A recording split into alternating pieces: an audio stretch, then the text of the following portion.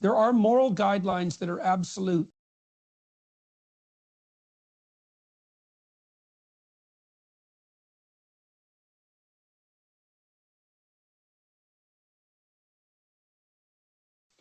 So that knowing good and evil. So I think the Luciferian temptation is part of that offering of becoming as gods is to offer to people the possibility of defining good and evil as subjective creatures, right?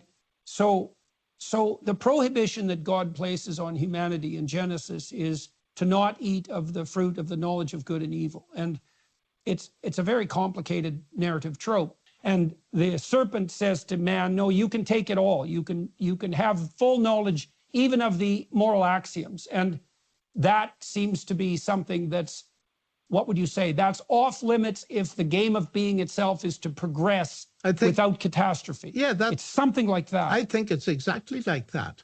Because what is interesting about Genesis is that the first encounter we have with morality in the pages of Genesis, morality is defined not horizontally between humans, but vertically between humans and God. And that's crucial. It's God that defines it ultimately. So there is a transcendence from the very beginning.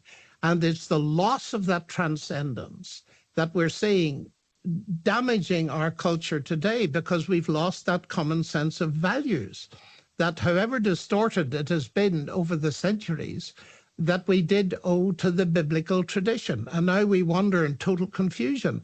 And it interests me greatly that the pressure, particularly on young people today, is to look inside for answers to these questions, when what we need to be teaching them is, no, look outside. And have your mind open to the fact that transcendence is real and that there is a God and there is something bigger. There's something more than materialism is giving you. Okay, so let's take that apart a bit. You could imagine that there could be three sources of moral knowledge. That's the kind of knowledge that orients you in the world. And one source could be the subjective. Now, we've already talked about the limitations there, is that, well, you don't live very long. And what do you mean by the subjective? Like, which part of you? And then there's the danger of elevating yourself to the status of final moral arbiter, which is a kind of Luciferian presumption. Okay, so those seem like bad pitfalls. The next objection, you might say, is like, okay, well, you can't do it just subjectively. I am who I am, which is certainly the proclamation in our culture. You could do it by consensus. Well, my problem with that is the Nazi Germany problem. Exactly. It's like, well, what the hell happens when the whole herd stampedes towards hell? That is the problem with utilitarianism.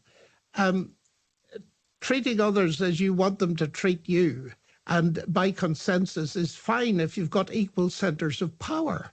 If you've got a whole lot of equal centers of power vying with one another, then you can say, if you don't do this, I won't do that. But the very interesting thing about the case in point you mentioned, Nazi Germany, Hitler, in his political youth, made treaties, but he tore them up once he had the power. And if people say, you shouldn't do that, he said, what do you mean you shouldn't? I've got the power. So it doesn't answer the question, why ought you to go with the herd and murder so many Jews? And that's a huge weakness. It's all right if you're dividing ice cream among children, then utilitarianism is fine. Give an equal amount to all of them or you'll be in trouble.